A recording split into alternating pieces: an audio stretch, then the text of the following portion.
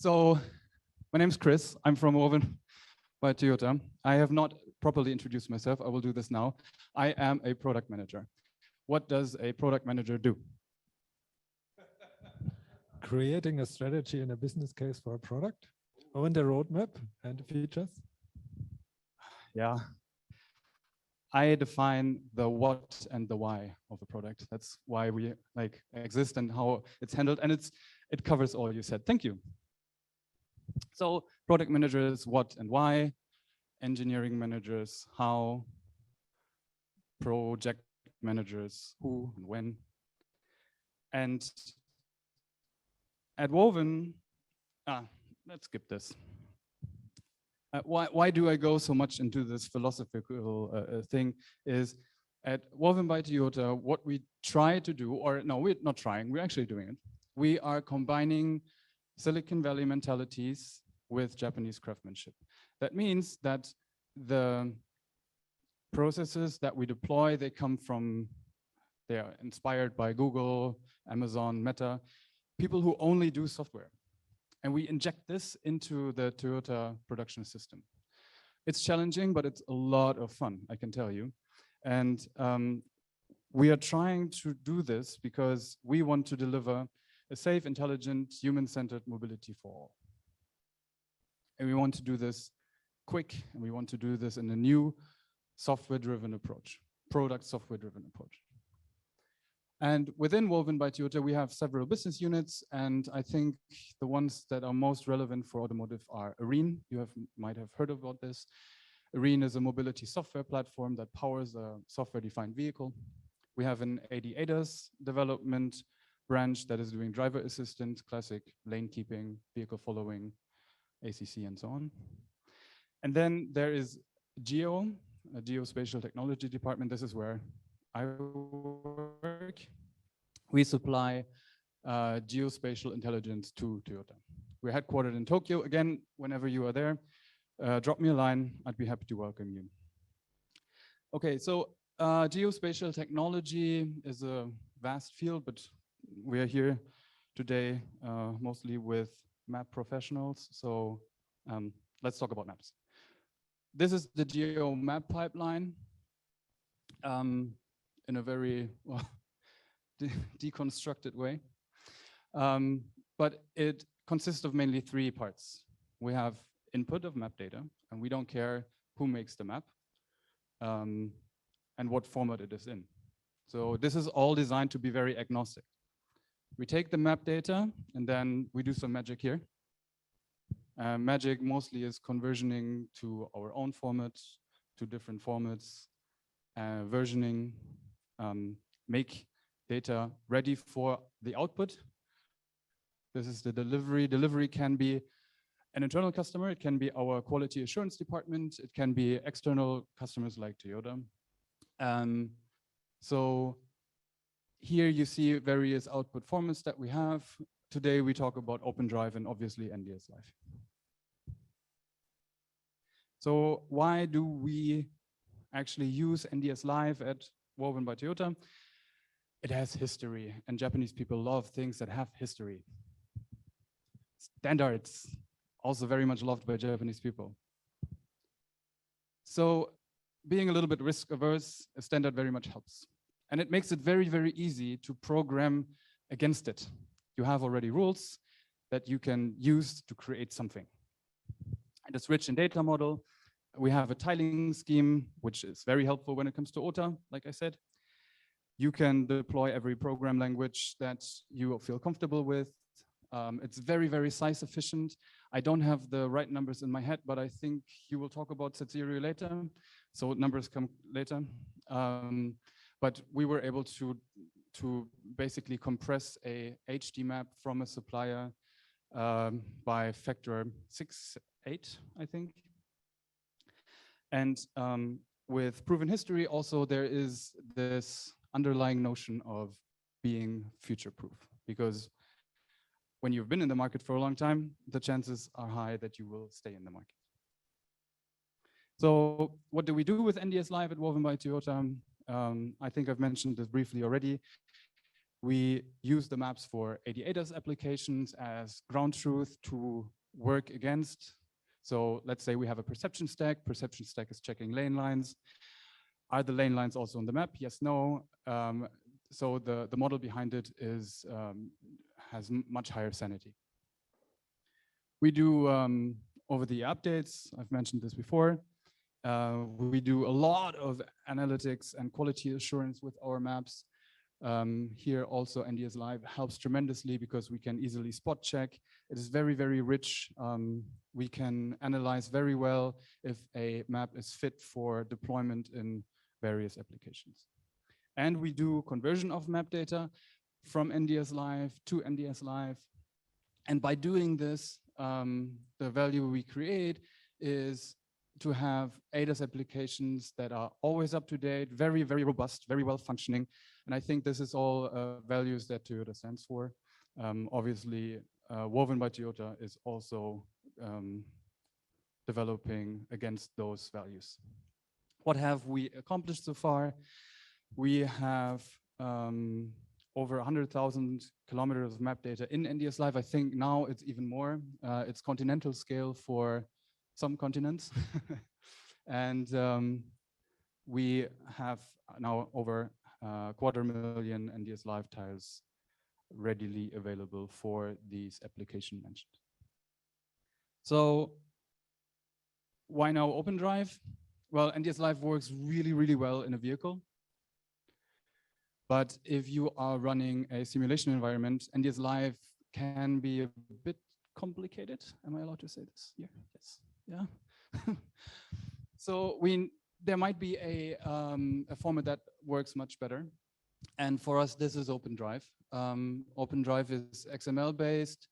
It is the de facto standard in simulation environments. You see here some nice screenshots. This is not Grand Theft Auto.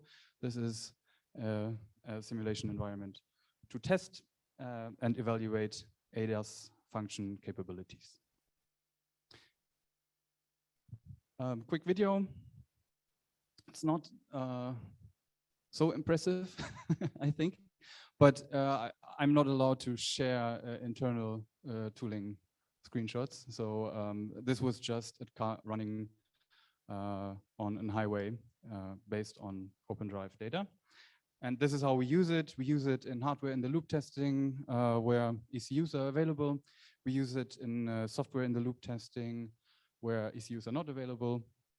And we do this to test our ADAS applications and to do environment scenario development. So the other part of OpenDRIVE is Open Scenario. We take actual car data logs and we turn this into scenarios. We combine this based on NDS.Live maps. So the value we create here is that we are in our simulation environments as close as possible to reality. So we use the same map for the actual ADAS function and for the environment. And what have we accomplished? So we have converted the main features of NDS.Live also into OpenDRIVE already: geometry, topology, boundaries, road markings, traffic signs. So I'd say that's like 75 to 80% of what you actually need in order to be content about how your ADAS function is working. And we have done this so far with roughly 2,000 kilometers of Japanese map data for simulation environments.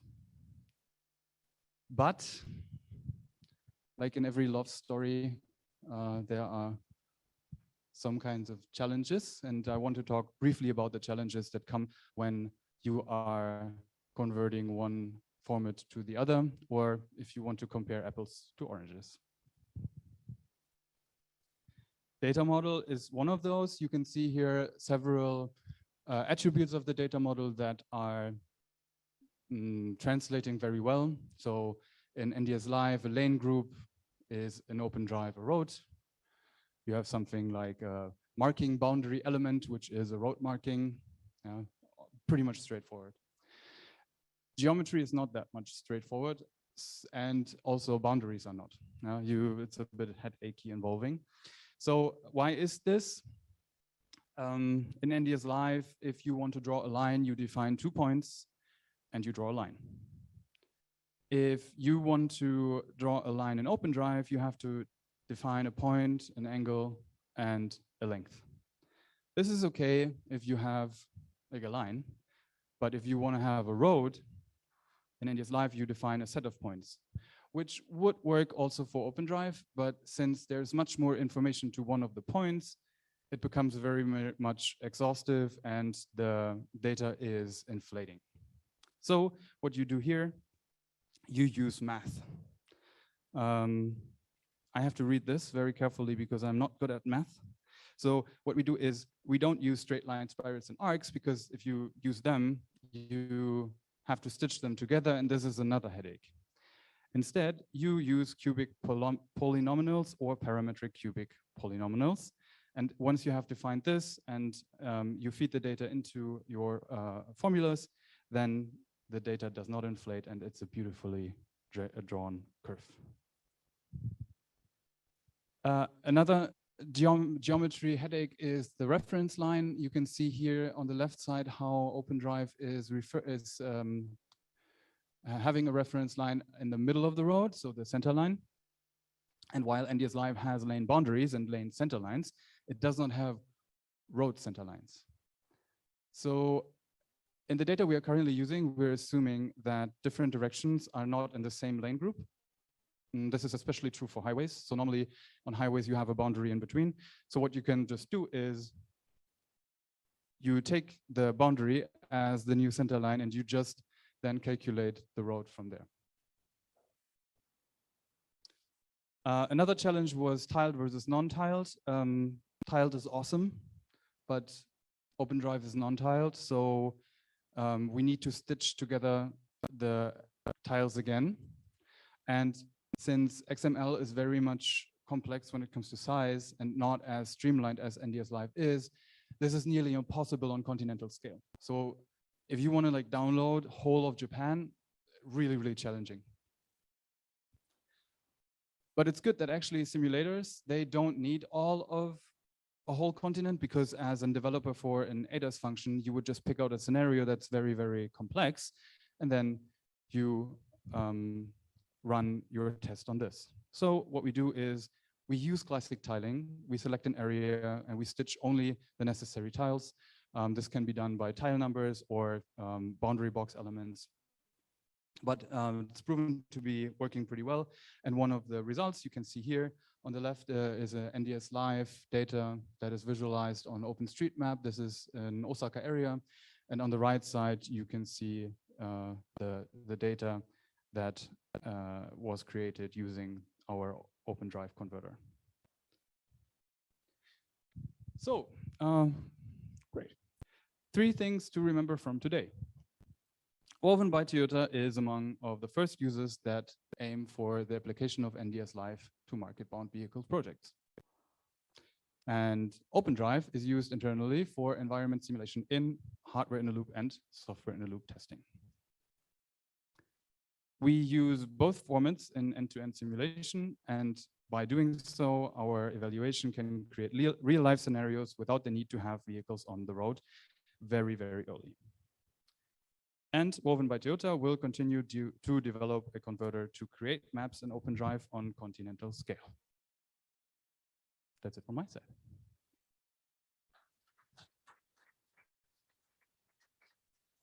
Thank you. Yeah, thank you very much, Chris, for this insight and practical example. So you were very good in saving time. So we're ahead of the agenda, which leaves us some time for Q&A, also regarding the previous presentations. And I'm looking to the audience. I would expect some questions here. Yeah, here you are. Let me bring the microphone.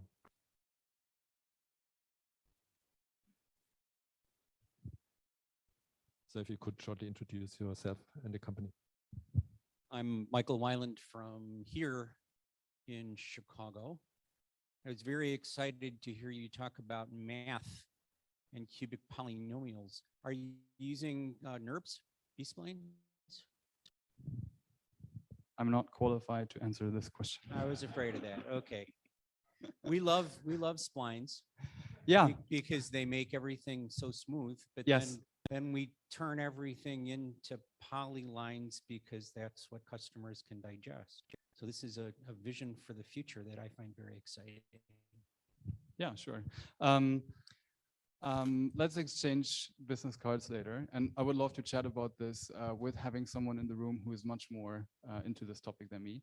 But yes, we have encountered this particularly, for example, when we were deploying our maps first in not using polynomials, but using this more point and arc-based, spiral-based designs, especially in hardware in the loop testing, where the ECUs were simply all of a sudden having for a kilometer hundreds and thousands of different lines to compute, and there was always some gaps in the road, and yeah, hence the move now.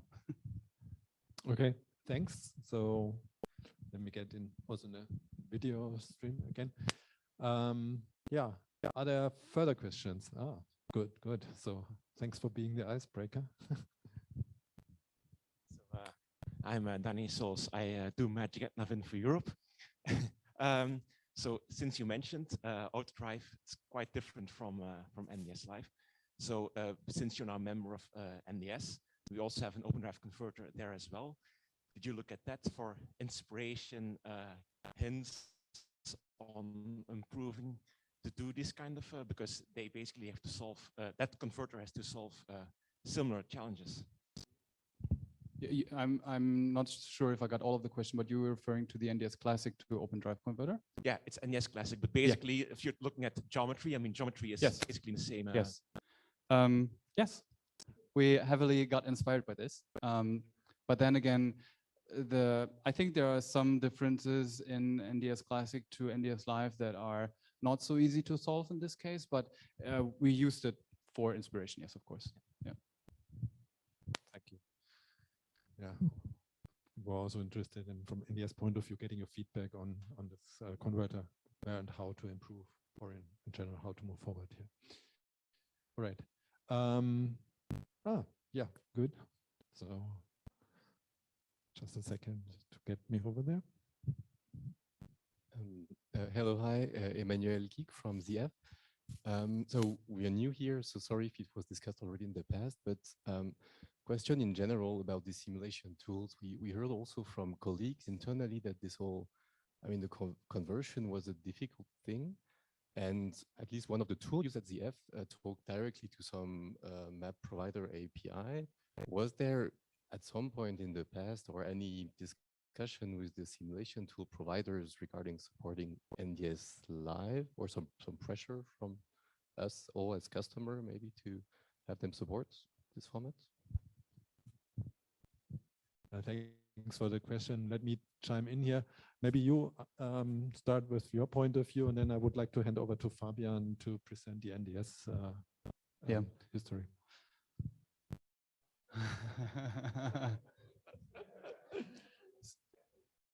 Yeah. So I think I've mentioned that we use the same map for cars and for the simulation environment.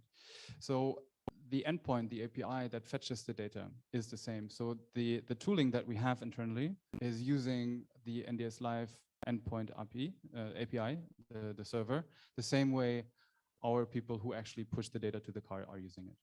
So it's integrated in the pipeline and in the framework. Okay.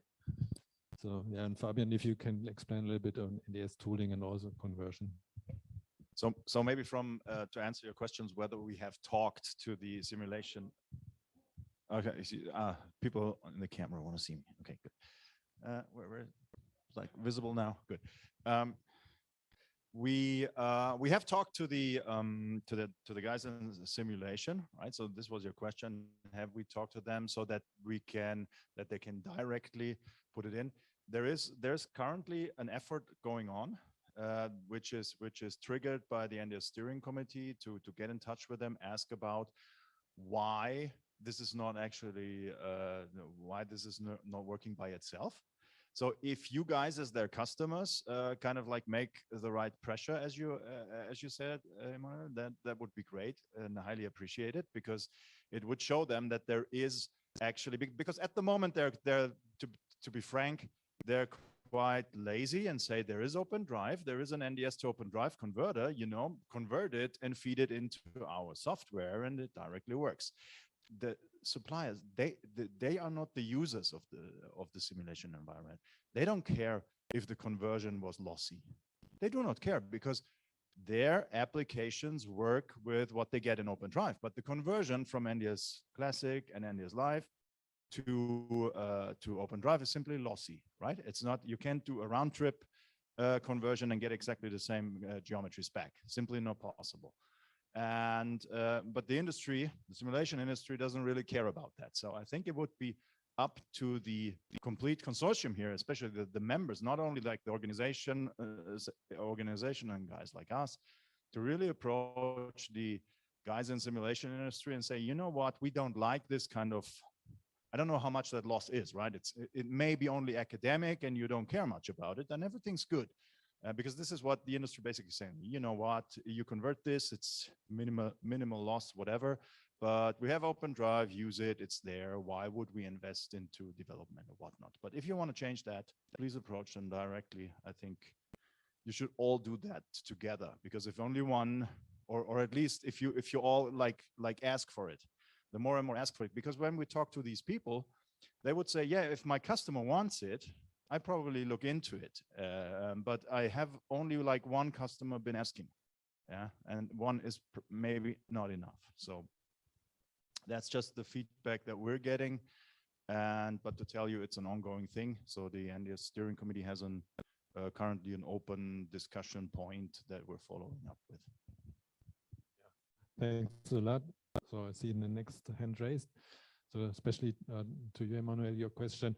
So if you have concrete feedback here, so then Otto, who's talking in the afternoon, would be the right contact to collect such information. Now, next question. Well, maybe not a question, but also a data point to OpenDRIVE and NDS. Thomas Blair from BMW, and I'm a developer on a BMW internal simulation tool. So for driving simulation, similar to VTD or Scanner Studio, some may know that. And we have prototype support for NDS Classic. But the big problem that we have right now compared to OpenDRIVE is that, like, you import a map and you notice that there's something not right. And how do you change that? In OpenDRIVE, you can edit the XML. You have tools like Roadrunner or ROT where you can edit it. Maybe there are tools to edit NDS.Live files or NDS Classic directly, but I don't know them. And the other thing is, if you wanted to driving simulation, then you need 3D content. And I think we're getting there with also for HD maps, but in general, there are more tools, or at least I know of. If you know any other, please tell me. I know of more tools for OpenDRIVE to 3D world generation than for NDS maps. So just an additional data point. I agree. Okay, thanks. So next one, let me move over. That's Volker Hiestermann from TomTom. So please. Thank you. A question about the geomap processing flow that you showed with input and output. Would you also accept input that comes directly as NDS.Live tile services by someone else than your current suppliers? Yes. Okay, let's talk. Thank you.